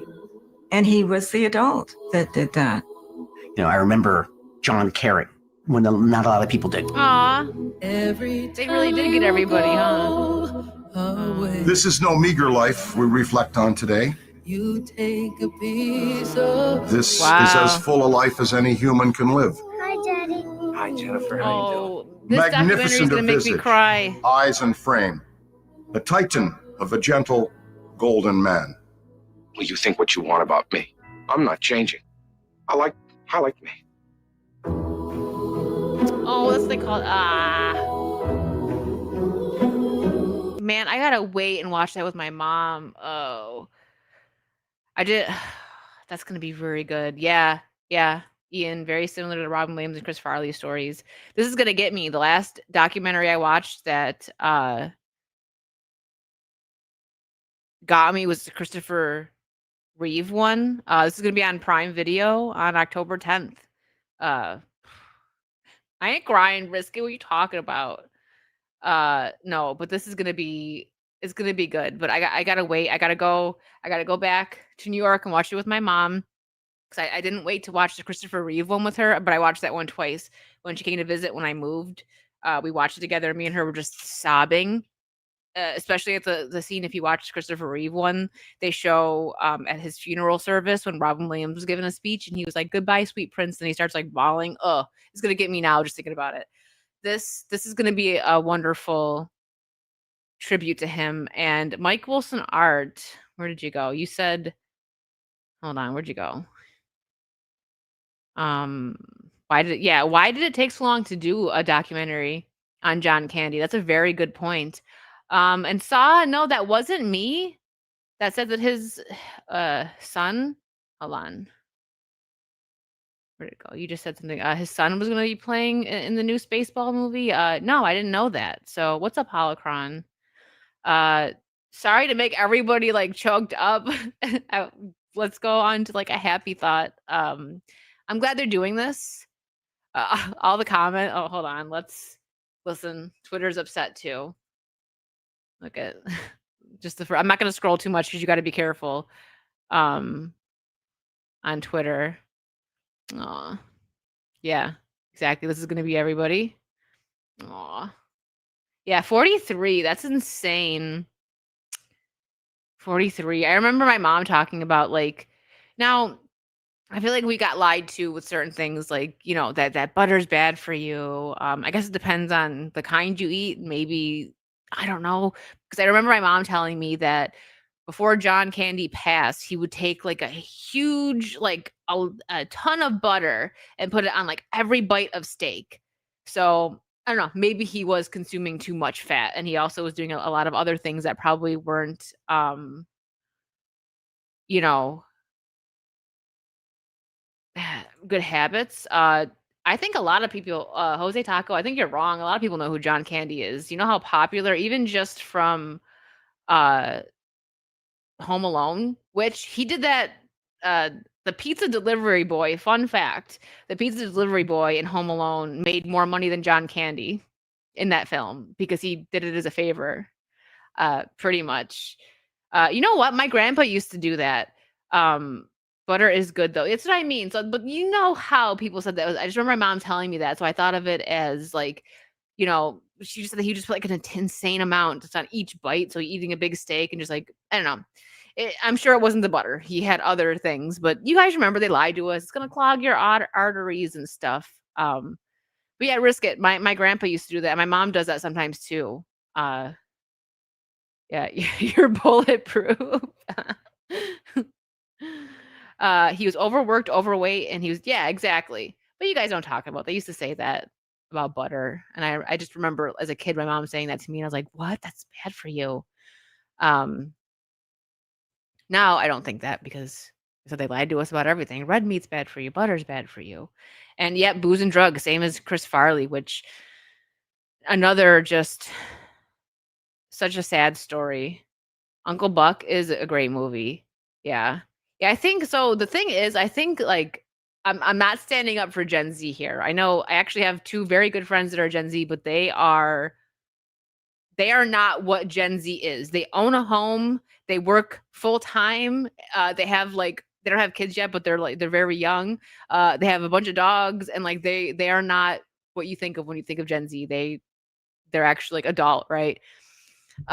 So I'm not like ribbing on Gen Z, but the younger right now, like retro is in. So all these teenagers, like even Gen Alpha and like the very young Gen Z, they are so into everything that even the generation before me and like before my mom grew up watching. So 70s, 80s, 90s, all of that stuff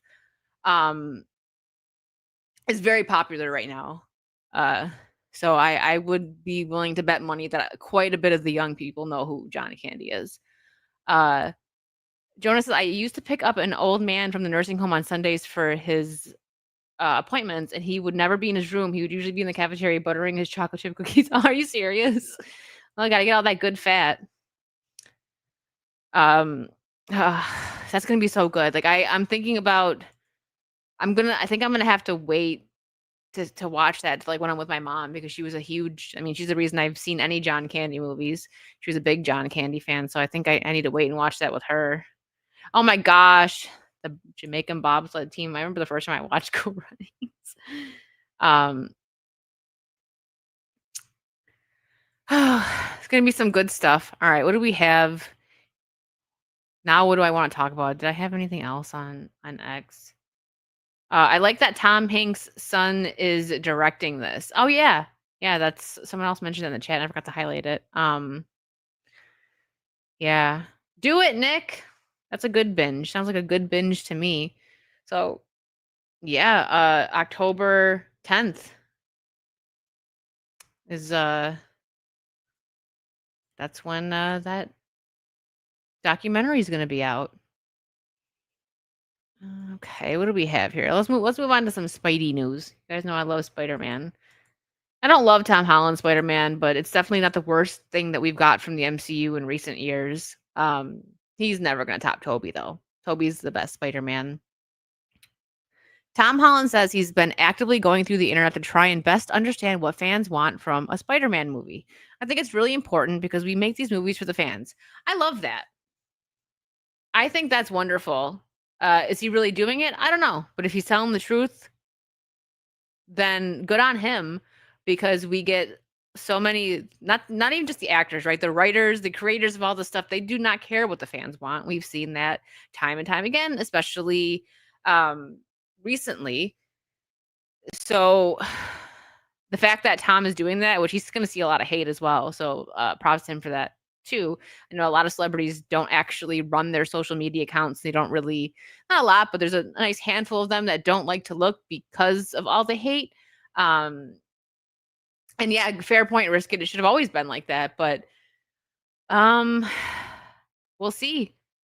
We'll see how it is. Like they don't want to give him a solo movie though. So he doesn't ever fully get to shine, right? Like No Way Home, Tobey and even Andrew, I think, outshined him. And I talked about this on a previous podcast, but we lost a fight between Tobey and Willem Dafoe, Green Goblin, and Tobey's Spider-Man. We're gonna do another fight, and they cut it out. And I'm like, how dare you deprive us of that? Can you at least give us a deleted scene? Like, come on.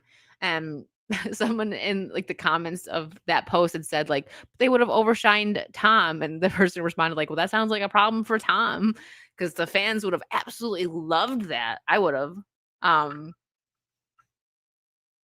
So I don't know, but you know what? Good on him. It's your birthday, Shane. Well, happy birthday, Shane, or belated birthday. I don't know when your birthday was, but I hope you had a good one. So we'll see what we get. But like, I mean, to be fair, him listening to the fans, what difference is that going to actually make? He's not the writer. They're not going to change anything for him, right? I don't know. We'll see. Okay, what else do we have here? Finally, a little bit of House of the Dragon news. So I think yeah, absolutely. Well, she's Michelle Jones. She's not Mary Jane Watson. But then they bring on a redhead who I think, is she gonna play Gwen Stacy? Sadie Sink. They bring her on, and it's like, are you trolling us? Because she could have been MJ, okay? Listen, I love MJ. This is I'll be honest real quick. Let's not talk about House of Dragon yet. After reading, a lot of Spider-Man comics, I haven't read all of them, but like Spider-Man Blue, fantastic. Gwen Stacy is the better choice for Peter Parker. But I'll say that my toxic trait is that I still like MJ more. Gwen Stacy is fantastic, but if you really read the comics and everything, because if you haven't and you've only seen, you know, the Gwen Stacy that we get from like the movies or like Into the Spider-Verse, that's Spider-Gwen. That's not the same thing. She was a lot better for him, and that just goes in with how Peter Parker's life sucks. They write him like they hate him almost. Because just so much bad stuff happens to him, but you know, he rises above and is the hero that we need, right? Which is the reason why he's my favorite superhero. I love Spider-Man. But yeah, they might eventually, I don't know how many more movies we're gonna get with Tom Holland's as Spider-Man, but they might, because saying that, you know, MJ is Michelle Jones, that's not Mary Jane Watson. So Mary Jane absolutely has to be out of Peter's league. It sells the idea that Peter Parker is always struggling. Yeah, and the way they wrote her in the third movie, like, oh my gosh, why they do it like that? But yeah, I'm just saying, like, it's people like, you know, it's kind of like the Yennefer debate with Geralt and everything for Witcher, like who's better, Trish or is it Trish or Yennefer? People have their opinions on that. Gwen is better for Peter because, you know, MJ, like the way she's actually written is like this big party girl and stuff, but I like MJ. She's a fun character. Triss, oh, I said Trish, didn't I? Triss. But all right. Yeah, Triss. I said Trish. So not Siri. Why not both? Well, isn't there an option of that in the game and then they both leave you? I haven't played the Witcher games. I know the lore a bit. I'm more of a team Yennefer girly for Geralt, and I've also done Yennefer cosplay because it's just fun. I do. That's something I got to play. I have all the Witcher games, and I was just talking to Vara about this, that I need to take some time and play them. Yeah, that's a great way to put it, Shane. Gwen was great for Peter, but she wasn't as interesting as MJ. That's like a fantastic way to put it. I'm going to use that from now on. I loved, listen, when I first seen the Toby Spider-Man, I used babysitting money and tried to dye my hair red. Fortunately, like, you know, for me and my mom, because she was not happy about that, like it did do a little something to my hair, but it didn't like turn me into a ginger because I've always had very dark brown hair. But I was like, no, listen, I'm going to be Mary Jane, and that's it. It's a wrap. I'm marrying Peter Parker. Anyways, so Olivia Cook on House of the Dragon season 3. It starts off with a bang. The first 2 episodes were essentially supposed to be our finale last year. So you can just imagine coming into that sort of energy. It's bigger and more ferocious than ever before. I have faith that season 3 is going to be great. Because there was like the writer's strike and, you know, all the crap going on with season 2. Season 2 was supposed to end with that big water battle, the war, right? And we didn't get that. It was pretty weak. It was I thought it was weak. There was parts of it, like, it wasn't awful, but it definitely was nowhere near as good as the first season. I thought the first House of the Dragon was like, what? Because originally I had no interest in watching it because of the way Game of Thrones ended and stuff. I was like, oh, whatever. Like, I'm done with this universe. Like, just no. And I finally decided to watch the season 1 of House of the Dragon, like probably like 3 months or so after it aired. So I got to just like binge through it. I didn't have to wait or anything. And I was like, oh wow, I was like, this is actually really freaking good. So I was very hyped for season 2. Even did a panel show where we talked about it every week, if you guys remember that. I'm not sure if I'm gonna do it for season 3. We'll see, because I currently have quite a few shows and just busy life stuff going on. So I'm not sure if I'll be able to do it, but we'll see. I am excited for season 3, though. At the very least, we'll talk about it on like Saucy, and I'm sure Vara watches it. So if I don't do, you know, like a panel House of the Dragon show like I did last year, we'll definitely, it'll be talked about for sure. I'm curious to know what you guys think of it. Like, are you guys hyped at all for season 3, or are you annoyed because of the way season 2 went? I don't know how many of you in here are actually House of the Dragon fans, to be fair. I was going to read the novel, but since I never finished it, I did not. It's probably for the best. If it ever gets finished, then pick up the books. You stopped after the first episode? Oh. Yeah, I know a lot of people weren't very happy with it. Me and Vara should do a hair swap. Yeah. Saw watched it. They even had a sketchy foot guy. I know, they did.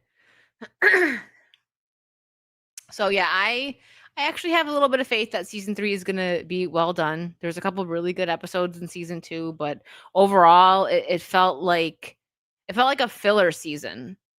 So yeah. I'm waiting for Knight of the Seven Kingdoms. Oh yeah, I heard about that. I don't know if I'm gonna watch that. I might. We'll see. It might like the stuff that you're not like expecting to really be good can sometimes end up being great. So I might give it a watch. Yeah, season 2 was mid. All right, what do we have here? I've got the 007 stuff. So I actually might get this game. I was trying to convince Capable Gentleman to get it and have him stream solo because he's never done a solo stream like gaming. And he's a big, James Bond fan. So maybe we can bully him into playing the game. We'll see. I may get it to review. I want to start getting more games and like actually playing through all of them. So story-driven games like this. That's better. See you later, Risk It. Have a good night. So 007 First Light used Daniel Craig's likeness for the first demo. 007 First Light received his first gameplay yesterday at the exclusive State of Play event, along with a release date. Since then, players have begun forming impressions about the game, and the developers have also come forward to say it isn't a reskin of Hitman. Now, new details have been revealed about how Daniel Craig's likeness was used when pitching 007 First Light.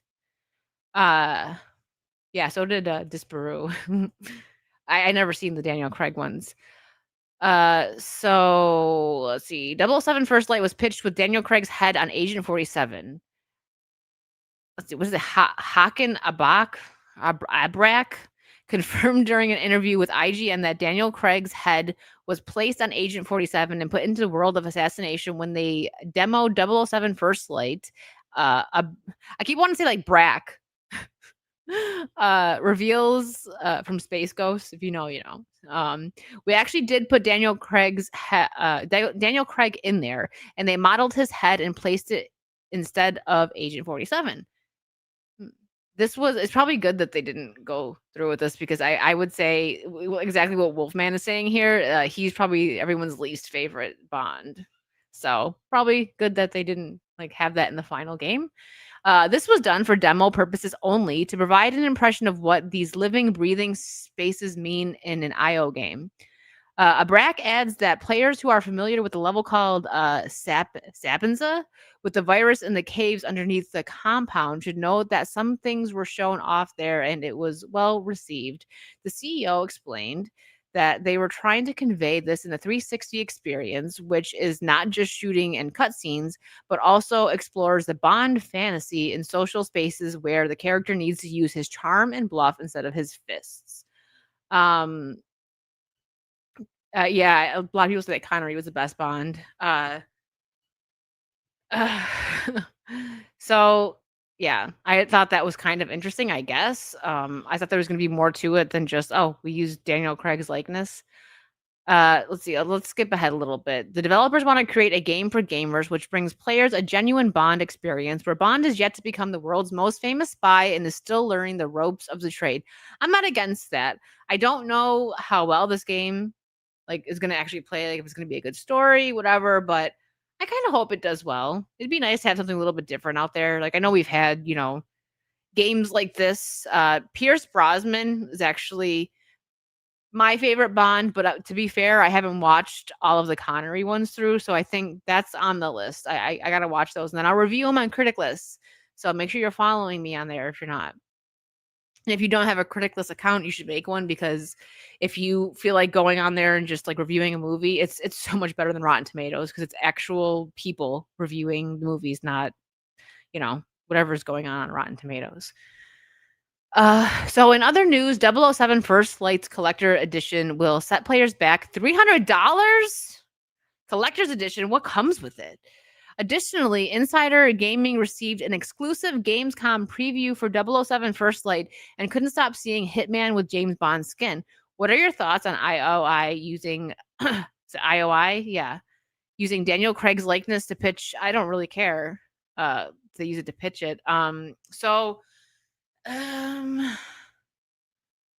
mean, I'm sure the like base game is just going to be like 50, 40, 50 bucks, whatever. Like, but 300 what is hold on. First the collector's edition. Let's search Brave for that. I'm curious. Do they spell it wrong? Because what is okay, what comes in each edition? I'm sorry, I'm curious. Oh, well dang, that's a lot of stuff.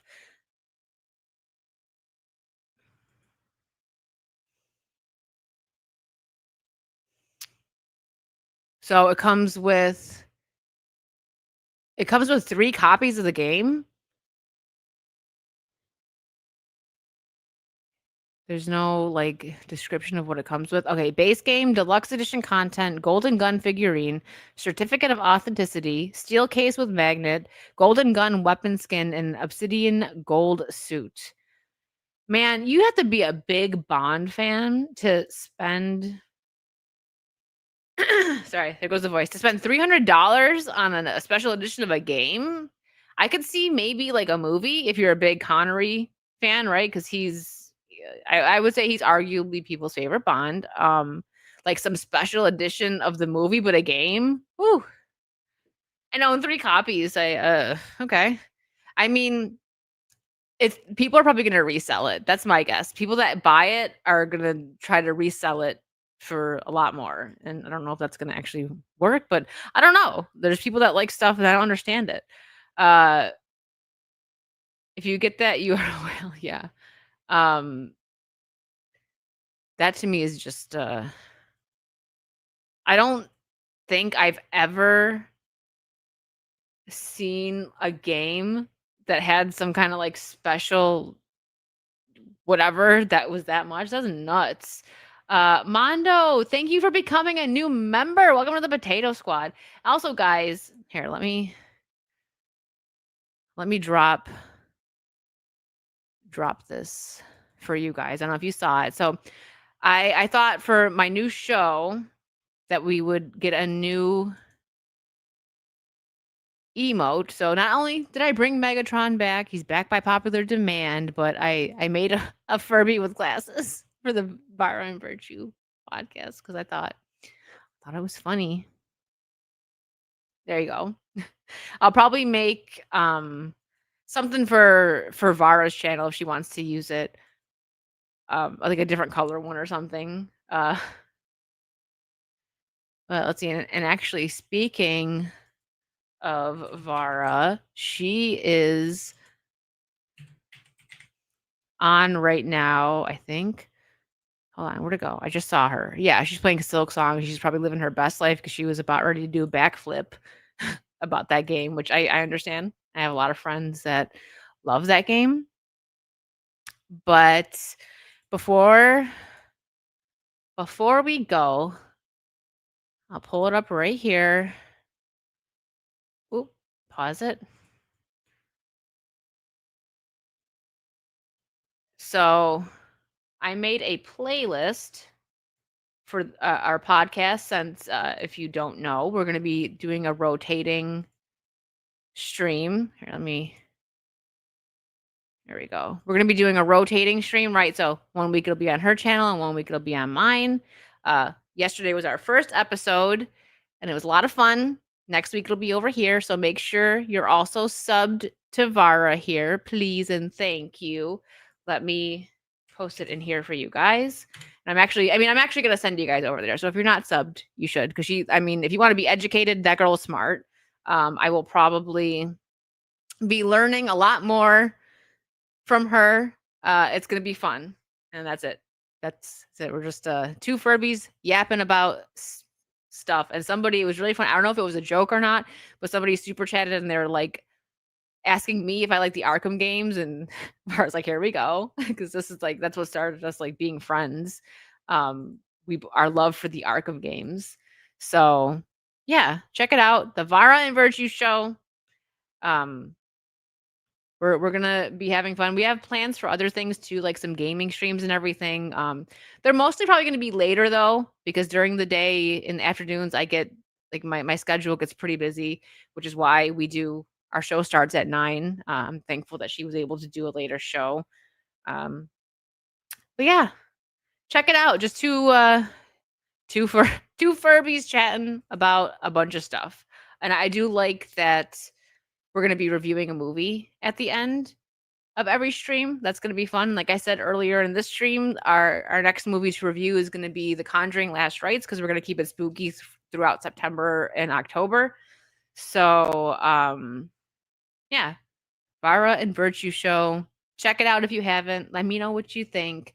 I'm going to send you guys over there. So no gaming tonight, I don't think, unless like for some reason I can't sleep and I decide to hop on and play something. But no gaming stream with Capable Gent tonight. He's the Eagles are playing, so like Thursday nights, if you know his team is playing, he will most likely be too busy to game. But I might hop on later. I have a lot of energy, a lot of caffeine today, so maybe. But if not, tomorrow morning I'm gonna do shout out to Kara. Which you know what we're rating Vara, but X-Ray and Kara are also alive. So if you want to go over there, tell them I said hi. I'm gonna send you guys to Vara. Yeah. So tomorrow morning we're gonna play probably a new Lego Batman or a new Star Wars, because Kara gifted me the rest of the Lego Star Wars today, which is very sweet of her. She's wonderful. All right. That's it, guys. I'm out. Go say hi to any of the ladies that are streaming. All of my girls are live. I can't pick one, so you guys go pick. Okay. You know what? I can actually. Okay, I don't see. Is Kara? Is Kara on Kick? If she is, I don't follow her. Well, you know what? On Kick, I'm gonna send you to X-Ray Girl. Okay, guys, I'm out. Have a wonderful rest of your night. See you later.